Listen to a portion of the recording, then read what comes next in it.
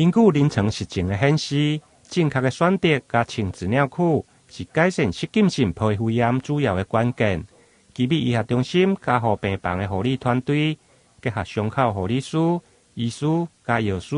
组成一个品管圈，针对治疗库加皮肤之间的透气、湿度加摩擦来研究，发展出一套皮肤维持好的管理照护模式，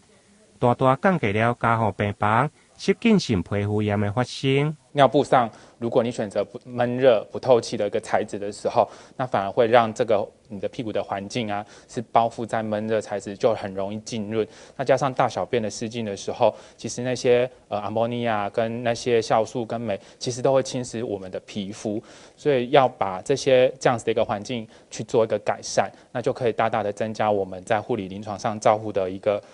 时数的 loading 的减少，这样子，那也可以促进病人的舒适。除了正确的选择加清法，另外奇美加护病房护理师嘛亲自实验加刺青，并且研发出一套纸尿裤的穿着六字诀。在放的时候啊，就是会先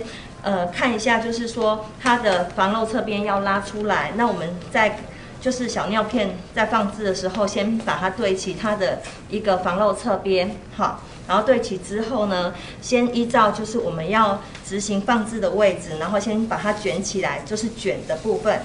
我们会对齐它的就是腰际线，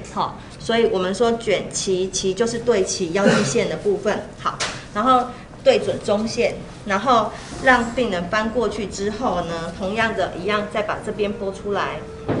好，对齐，好，然后拨的话就是把防漏侧边这边给拨出来，好，两边都要拨好，因为这样子才不会造成就是它的尿布的皱褶处，然后会在属膝部这边造成不舒服。贴就是魔鬼粘哈，就是对准它这个贴好，两边都对齐。那贴好之后呢，同样的我们可以再去做一个尿布的调整。所以这个就是我们的卷齐拉拨贴挑6个口诀。有了这套的照护模式，确实奇美加护病房的病人，加大小便失禁的病人，失禁性皮肤炎发生的几率大幅来降低了2/3，控制伫个7%甲12%的目标内底，照护的成果阁算良好。台南新闻林根采访报道。